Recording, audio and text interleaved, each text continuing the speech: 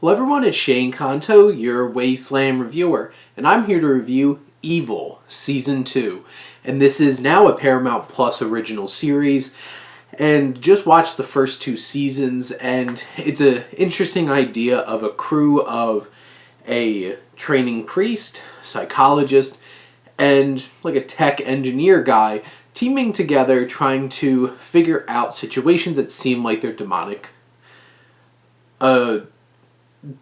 possessions and all kinds of weird things that go bump in the night. And the show really plays on these characters, these strange demonic entities, and a lot of drama. And in the second season, it takes a much darker turn. There's a decent amount of humor, whether it's dark or just straightforward humor in the first season, and you still get that in the second season, but it definitely turns up the horror, it definitely turns up the drama, and a much darker tone where things are going in this season. And it really focuses on the characters. You have this overarching story that there's a lot of threads that are pulled and layers pulled back in this season that really sets up something interesting and engaging that keeps getting me like, I need to know where this is going, and it's getting me excited to watch the show, and that's great. And this second season of another 13 episodes really started building that up, broadening the perspective of the overall story, and giving enough answers along the way in this season to keep you engaged but not to give everything away. But it is a much more personal story as it does focus so much deeply on these characters. And right at the center is Katja Herber's Kristen, who's our psychologist, and she's dealing with being possessed by this creepy George creature that like haunts her dreams in the first season, but now a djinn in this season, and it pushes her to doing things that she would never do, like attack people and looking elsewhere outside of her marriage, and pushing herself to do some violent things, and it leads up to an unbelievably emotional final scene of this season with her and Mike Colter's David that really completely changes the landscape of the show. And she's struggling with keeping things level, being there for her daughters, and trying to overcome these vices. And then you have David, who's questioning becoming a priest. He's having these sexual fantasies a lot about Kristen, and that is something going to happen as a big driving force in the series and causes some very interesting dynamics, especially with Kristen's husband and with the other characters, and seeing David's questioning of faith and does he really want to see this world for what it really is. And you have Sister Andrea, who's such a great character introduced in this season, really, who's supporting that part of it, trying to convince him that he needs to move forward with this. And he goes on such a great journey here as he's really starting to see things that he probably wishes that he didn't.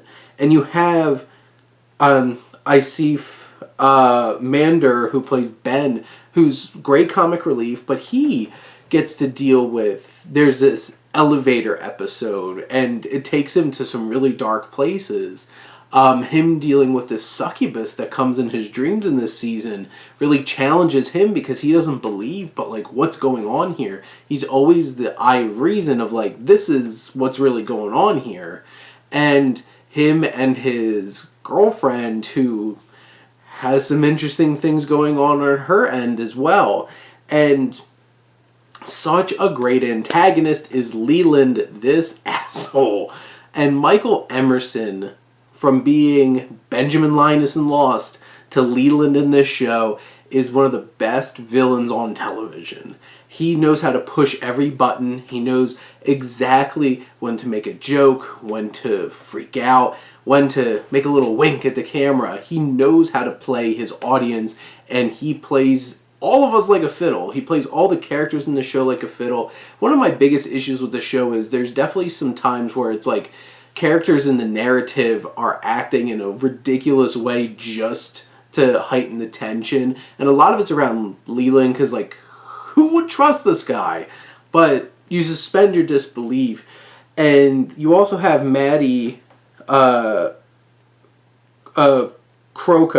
who plays Lexus, one of the daughters of Kristen, who you find out some interesting things about. Her upbringing, where she came from in terms of Kristen's life, and some very interesting changes she's going through, and which causes even more emotional turmoil for Kristen in this show. And then you have Christine Lahti, who plays Cheryl, her mother, who goes to really dark places in this season. There's a whole episode about dolls and how she has this one doll that, like, fits into this darkness, and she gets pulled in by new series addition Tim Matheson, who's definitely part of this, like, really dark cult that Leland is a part of, and he is disturbing and unnerving, but he's so charming, and how they play off of each other. There's just a lot of emotions in this season. It gets really personal. It gets really dark and moving and haunting. There's great horror in this season as well. And there's one particular episode that really stood out about them going to a convent, of just everybody is in silence. And each episode feels like, here's something weird and crazy. We gotta find, like, it's basically like Scooby-Doo, ripping the mask off. There's an explanation for everything, for the most part. And I think that's what makes the show so much fun, because it has each of those episodes, but it has the overarching character growth and bigger story growth in each one to make each episode feel important. And Evil Season 2 was a great season of television. I was hooked from the very second, and now I'm like, I need Season 3. So they better go make it. But those are my thoughts on Evil Season 2. Let me know what you think, and let's talk some TV. But thank you as always for tuning in and supporting your Wasteland reviewer.